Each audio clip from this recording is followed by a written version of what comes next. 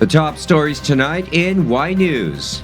Evacuation operations are underway in some parts of Batangas after authorities raise the alert level 3 for Taal Volcano.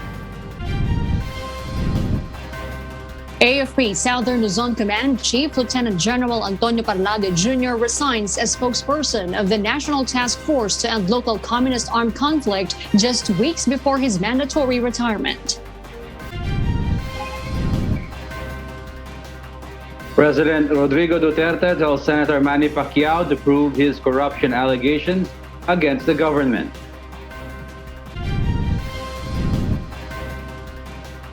The Philippines is currently tagged as low risk for COVID-19 due to the drop in new cases in the past 2 weeks. American comedian Bill Cosby has been freed from prison after court overturns his sexual assault conviction. And TikTok removes more than 7 million user accounts. Good evening, Philippines and the world. Today is Thursday, July 3, 2021. I am William Theo. Join us in the next hour as we deliver today's top stories around the country and in other parts of the world. I'm Angelo Castro III.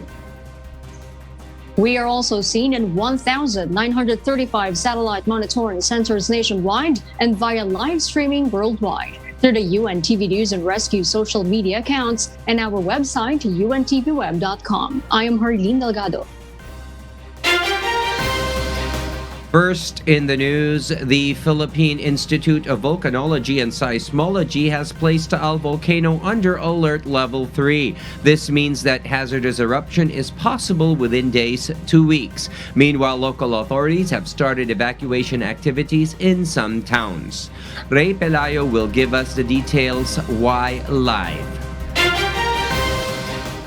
Ray, good evening. What is the cause of the recent eruption of the Taal Volcano and what are the areas conducting the evacuation?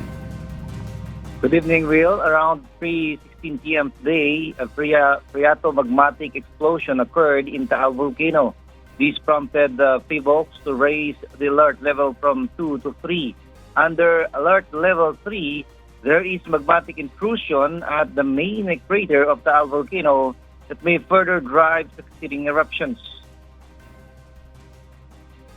Ang sanhi po ng pagsabog ay pag-akyat ng magma at yung gas na lumalabas. In an update this evening, the NDRRMC said that the Agoncillo local government unit started evacuation activities in barangays Banyaga and Bilibinwang at 5 p.m. The Laurel LGU is also evacuating high-risk barangay Gulod, Boso-Boso, and Lakeshore, Bugaan East.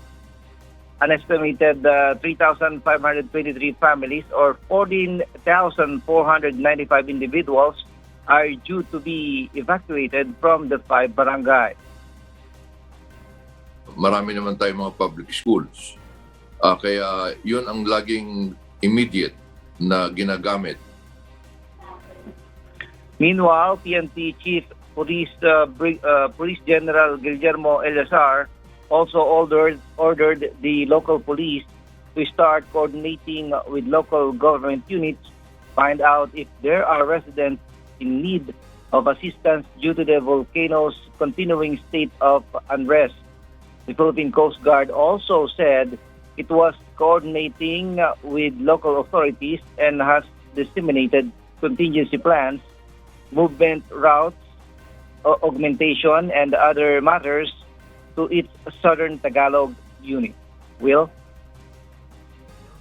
Yes, thank you very much, Ray Pelayo reporting live.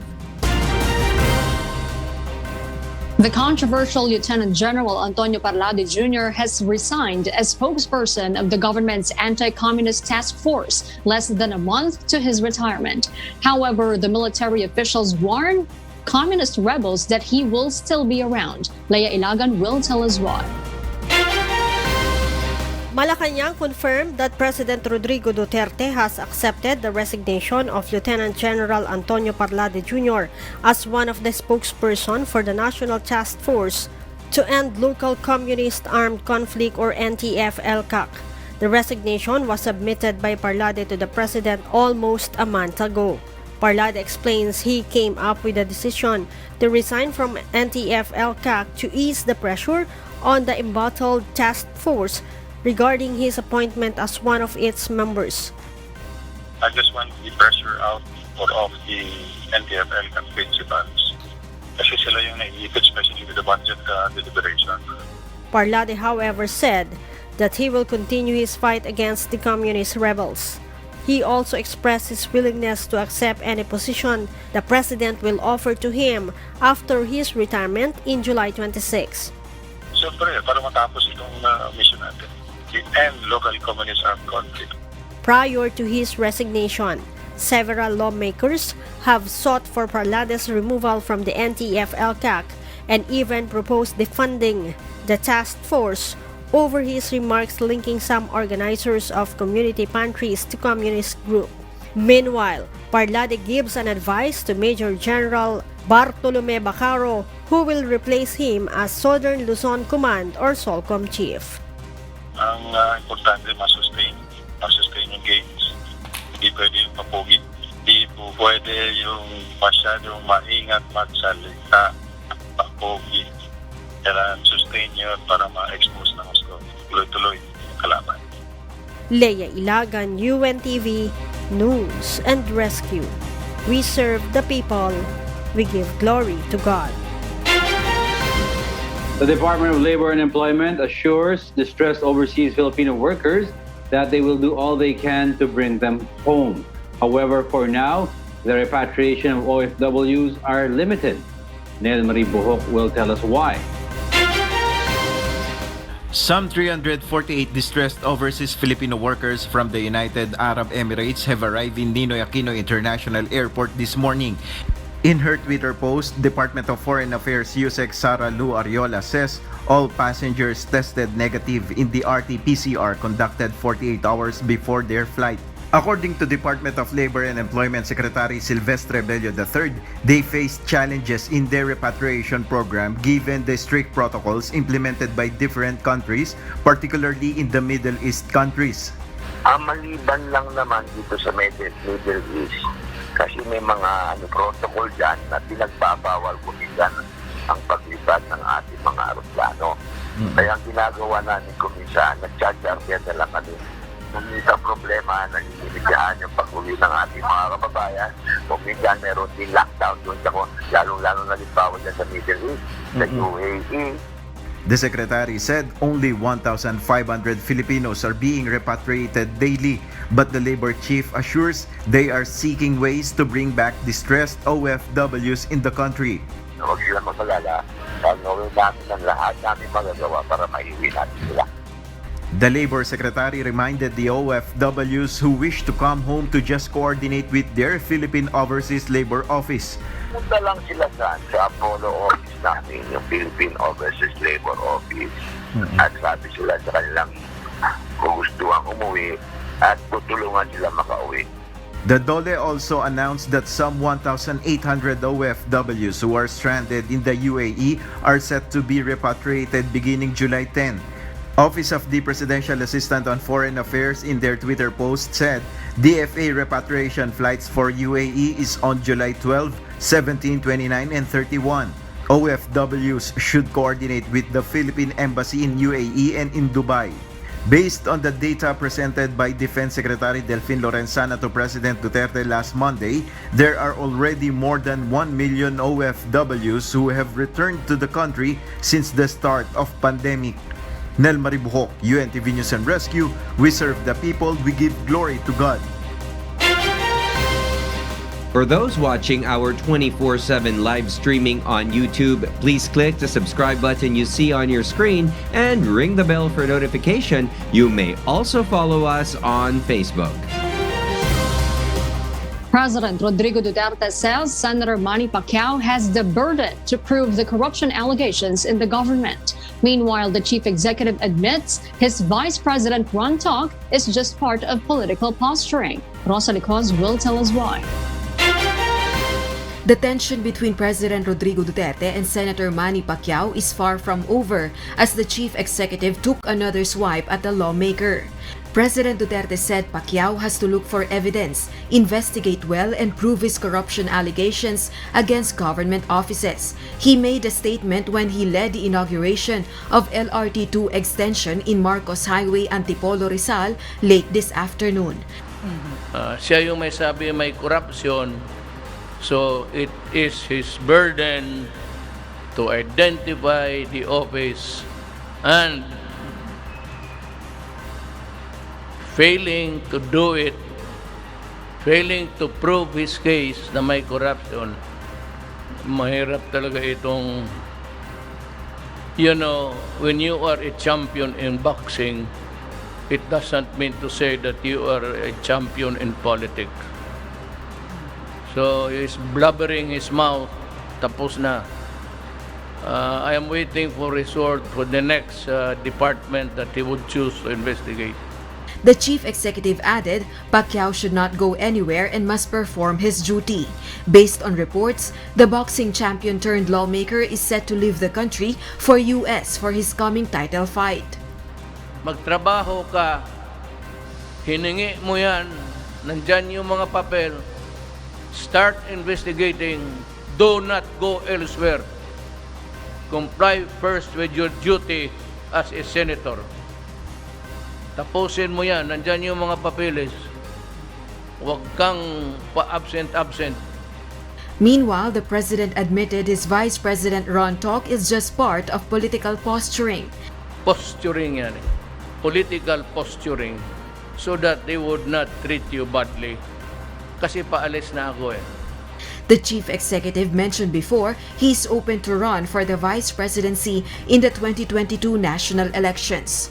Rosa Licos, UNTV News and Rescue. We serve the people, we give glory to God. Meanwhile, Senator Manny Pacquiao says he's ready to give to President Rodrigo Duterte the documentary evidence of alleged corruption in various agencies. Arlene Delgado reports.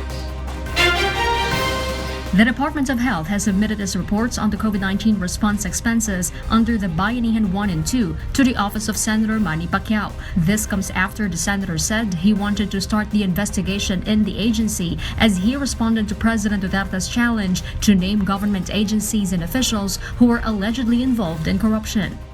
I'd like to confirm that the budget utilization for both Bayanihan 1 and 2 has already been submitted to the office of Senator Pacquiao from the office of Secretary Francisco Duque. In an interview, Health Secretary Francisco Duque III says 98% of the Bayanihan 1 funds has been obligated, while 87% from the Bayanihan 2. According to Undersecretary Leopoldo Vega, they have also submitted reports on the purchases of laboratory equipment, testing kits, personal protective equipment, and vaccine obligations. Duque adds the Department of Budget and Management is ready to show that the agency's transactions are all above board. Meanwhile, Pacquiao says they are just collecting the documents that they have received showing evidence of illegal transactions and that he is ready to submit them to President Duterte. Despite this, the boxing champ turned senator clarifies he is not attacking the president, noting that he only wants to help in his anti-corruption advocacy.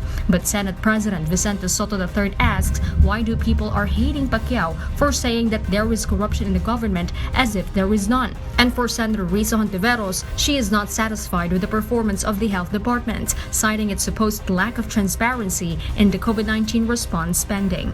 Arlene Delgado, UNTV News and Rescue. We serve the people, we give glory to God. The Supreme Court has dismissed the first petition challenging the restrictions to access a statement of assets, liabilities, and net worth or SALN of public officials. Dante Amento tells us why. In a resolution, the Supreme Court denied the petition filed by a certain Luis Beraugo against Ombudsman Samuel Martires for alleged failure to present actual case or controversy. The alleged verbal refusal by the Ombudsman to accommodate his request was bare, self-serving, and unsubstantiated allegation. Beraugo also violated the hierarchy of courts when he directly went to the High Court, where there were other courts that can take on the case. And the petition for mandamus is not the right remedy. The writ of mandamus orders the subject of the writ, such as the lower court or government agency, to perform its duty or not abuse its authority. In his petition, Beraugo asked to set aside and prohibit the implementation of Memorandum Circular No. 1 by the Ombudsman on September 2020. It provided restrictions for the public to access the Statement of Assets, Liabilities, and Net Worth or SALN of public officials. The petitioner wanted to get a copy of Vice President Leni Robredo's SALN to study her office's use of a mansion in Quezon City, which allegedly paid for through taxpayers' money. But based on the memorandum issued by the Ombudsman, among the requirement to access the SALN is for the declarant to give duly notarized consent. Beraugo, on the other hand, failed to comply such requirement. The Supreme Court clarifies, though the right to access and information to a public official's SALN is provided under the Constitution, but it is not an absolute vested right. Dante Amento, UNTV, News and Rescue. We serve the people. We give glory to God. And for the news abroad, social media giant TikTok said it removed more than 7 million accounts belonging to children under 13 during the first quarter of this year. Marvy Delfin will give us the details live. Marvy? Marielle, for the first time, TikTok published in a blog post on Wednesday a community guidelines enforcement report, which revealed the number of underage accounts it expunged. Of more than 11.1 million accounts that were removed for violating the app's guidelines, 7.26 million of them were from users suspected for being under the age guidelines. The report also said that almost 62 million videos were removed for violating the app's rules, which were flagged for minor safety reasons, for involving illegal activities, adult nudity, and/or sexual acts.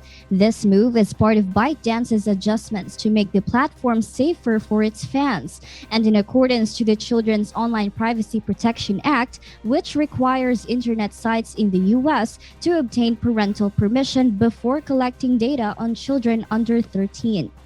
The Chinese company emphasized that on top of automatically setting accounts of those under the age of 16 to private since January, it has also limited private messaging and live streaming to users aged 16 and over. Head of Trust and Safety at TikTok, Cormac Keenan, hopes that this detail about underage users will help the social media industry push forward when it comes to transparency and accountability around user safety. TikTok said starting with this report, it will begin publishing its insights on a quarterly basis. Marielle? Marvy, how exactly does the TikTok app know when a user is under 13, given that it's possible to bypass age verification checks by simply inserting a fake date of birth? Marielle, the firm wouldn't say how exactly it knows when a user is under 13, but TikTok has some of the tech world's most sophisticated computer vision technology. According to Joe Tidy, a cyber reporter, it is a mixture of automatic machine processes and, interestingly, time-consuming and costly human moderation as well. Many experts suggest enforced full age verification to be implemented on social networks, but not many parents or children would want to hand over information such as passport details. Back to you, Marielle. Thank you, Marvy, for that report. Russian President Vladimir Putin accused Washington of involvement in an encounter involving a British destroyer in the Black Sea. Joselito Liquido will tell us the details live. Yes, Joselito, please go ahead. Marielle, a complex provocation. This is how Russian President Vladimir Putin described the June 23 incident in the Black Sea, in which Russia said one of its warships fired warning shots and a warplane dropped bombs in the path of Britain's HMS Defender to force it from an area near Crimea that Moscow claimed as its territorial waters. Putin charged the U.S. reconnaissance aircraft that took off from the Greek island of Crete was operating in concert with a British ship on an apparent mission to monitor the Russian military response to the British destroyer. The Russian president raised the stakes, saying that the incident couldn't have triggered a global conflict even if Russia had sunk the warship because the West knows it can't win such a war. Britain has defended the ship's route and said that the HMS Defender was making an innocent passage through Ukrainian territorial waters in accordance with international law. The U.S. Defense Department, meanwhile, had no immediate comment on Putin's claim. Earlier this year, Russia bolstered its forces near Ukraine and warned that Moscow could intervene if KYIV used force to reclaim areas in the east controlled by Russia-backed separatists since conflict there erupted in 2014. Moscow later pulled back some troops, but Ukrainian authorities said that the bulk of them remained close to the border. Marielle? All right, Joselito, thank you for that live report. Meanwhile, North Korea is one of the few countries in the world that claims zero COVID-19 cases. However, the country's supreme leader admitted that North Korea faced a grave incident related to the pandemic. Merjo Maleriado will tell us why. Top senior officials of ruling Workers' Party were replaced by North Korea President Kim Jong-un because of grave incident at the Politburo meeting last Tuesday. The report from state media, Korea Central News Agency or KCNA, did not detail the grave incident, but Kim Jong-un said the party officials had shown a lack of ability and accused them of self-protectionism and passiveness, which could threaten the safety of his people and country in nationwide anti-epidemic efforts. Earlier this month, Kim sent an alarm on nation's food shortage crisis. The border closures had impact with their trade in China and Russia, and international aid workers along with diplomats have also left. KCNA also reported that the nation was worried because Kim looked emaciated because of his weight loss. North Korea is still in queue for vaccines. COVAX, the global vaccine sharing initiative, said in February that the North could get 1.9 million doses on first half of 2021, but still delayed due to global shortages. Experts also said that this case basically means North Korea's confirmed cases, and the fact that the Politburo discussed this and state media reported, it signals that Pyongyang is probably in need of international aid. Merjo Maleriado, UNTV News and Rescue. We serve the people, we give glory to God.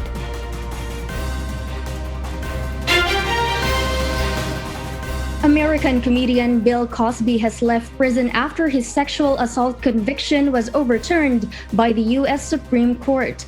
RK Liorca will give us the details live. RK? Yes, Marielle. After serving the prison for more than 2 years of a 3 to 10 year sentence at a state prison in Pennsylvania, Bill Cosby, also known as the America's Dad, has been finally freed from prison. At the end, this is after his sexual assault conviction was reversed by the state's Supreme Court on Wednesday, where the judges said that there had been a process violation by the prosecution.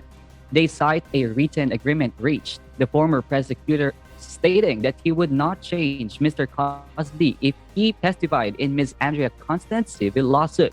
Andrea Constant, Bill Cosby's accuser, has released a statement saying that it may discourage those who seek justice for sexual assault in the criminal justice system from reporting or participating in the prosecution of the assailant, or may force a victim to choose between filing either a criminal or civil action.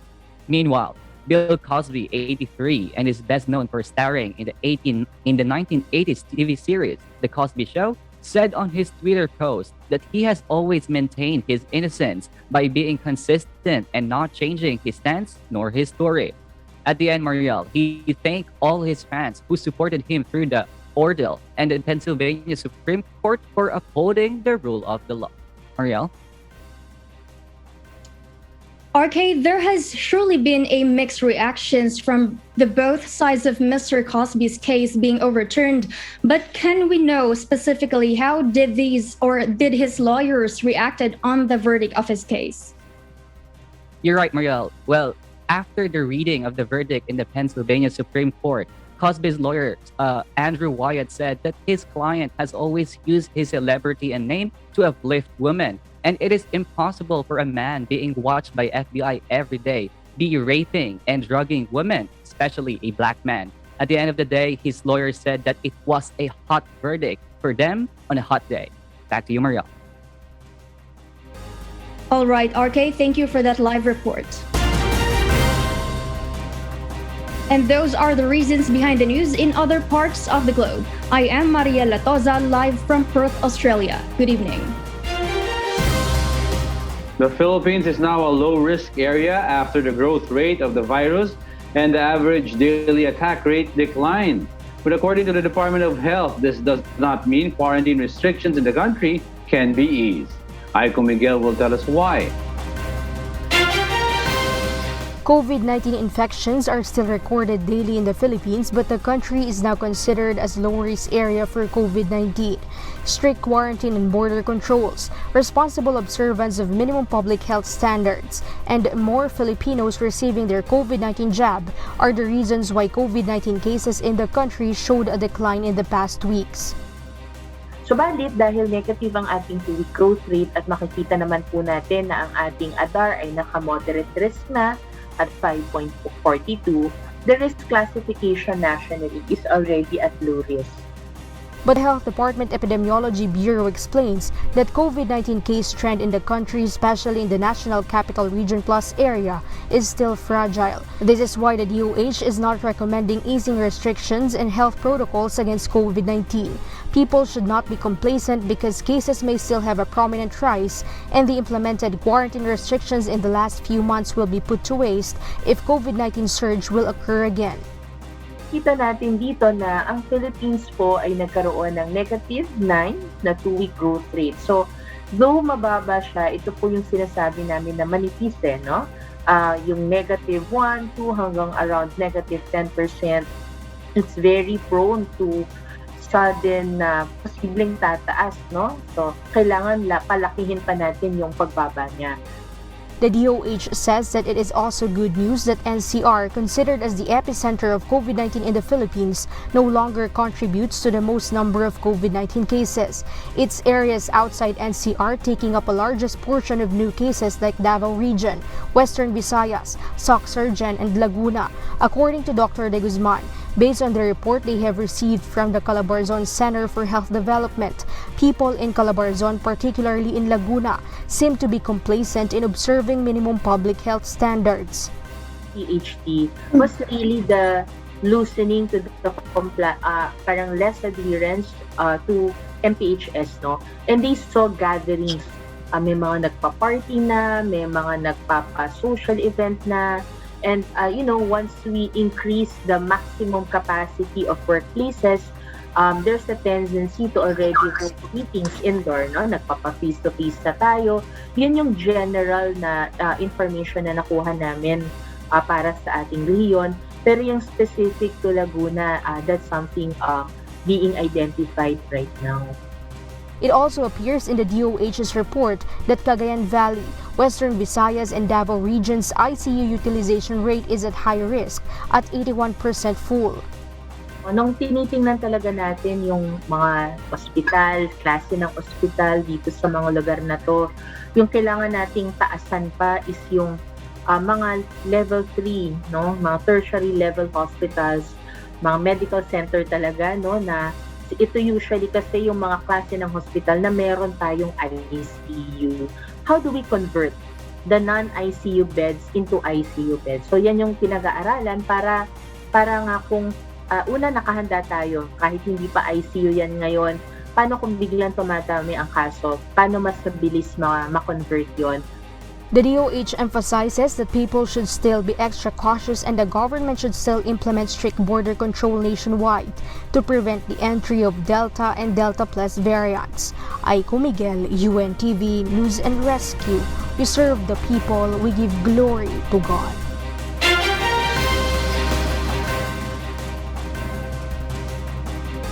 Meanwhile, the Philippines' cumulative tally of COVID-19 cases climbed to 1,418,337 after the Department of Health or DOH reported 5,795 additional infections. In its latest case bulletin, the DOH said the number of active cases in the country has reached 51,567. Of these cases, 91% are mild, 1.56% are moderate, 3.8% are asymptomatic, 2.1% are severe, and 1.5% are in critical condition. The DOH also reported 2,859 more recovered patients, pushing the total recoveries to 1,341,973. COVID-related deaths rose to 24,797 with 135 new fatalities. The agency noted in its report that 5 accredited testing laboratories failed to submit data on time. Chinese biotech firm Clover signed a deal to make millions of COVID-19 vaccines for the COVAX facility. Mavian Dog has the details. So Maeve, how many doses are expected to be produced by Clover and how is this beneficial for the COVAX facility?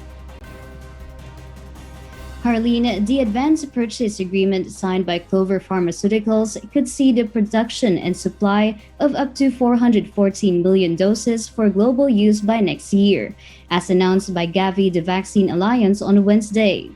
As explained by Dr. Richard Hatchett, CEO of Coalition for Epidemic Preparedness Innovations, or CEPI, the aim of this initiative with the COVAX facility is to ensure globally fair allocation of the vaccines and to further support low and middle-income countries. This is the first Chinese-made COVID-19 vaccine being officially named as a supplier to the COVAX facility, which is also backed by the World Health Organization. Should the vaccine be approved by the WHO for emergency use, Chengdu-based Clover committed to providing 64 million doses this year, and Gavi also has options to purchase an additional 350 million doses in 2022. Adding to that, Gavi's statement says that the agreement with Clover also provides opportunity to access variant-adapted COVID-19 vaccine candidates. Harleen? Maeve, can you provide us some information about Clover's vaccine and its trials? Yes, Harleen. The Clover vaccine targets part of the spike protein in the virus that helps bind it to the host cell. On June last year, small-scale phase 1 human trials were held in Perth, Australia. The results demonstrated favorable safety and tolerability profiles and strong neutralizing immune responses, as published in The Lancet in February. Aside from that, Harleen, Clover also announced on March this year that larger-scale late-stage trials had started in Latin America, Asia, Europe, and Africa, involving more than 22,000 participants. Clover is also expecting to receive significant upfront payment, which is payment upon producing positive data on its phase 2 and 3. Back to you, Harleen. Thank you, Mavian Dong, reporting live from Australia. Meanwhile, President Rodrigo Duterte says Taal Volcano is not really a grave concern at this time. This was the statement of the chief executive after alert level 3 has been raised over Taal Volcano. However, the chief executive said the government will raise the alert level when the need arises. But before issuing such statement, the president made light of the latest natural disaster and suggested he might place a cap on the volcano's crater. Not necessarily. Hindi ko malaman kung dumaan man kami kanina. Kunti man lang ako. Siguro lagyan ko lang ng cap. Yung butas. Paano na yan? We will raise the alert on the level that it should. Now it's just a rumbling, and it's spewing. I don't know if it's really the artist. Apektado daw tayo. But it's not really a grave concern for us at this time. Maybe it will degenerate into something bad. By that time, you will know. Nandiyan na lahat, naka-posisyon na yung ano. And before we close, we will leave you with the final word, giving glory to God from the book of Proverbs, chapter 10, verse 4. It says, He becometh poor that dealeth with a slack hand, but the hand of the diligent maketh rich.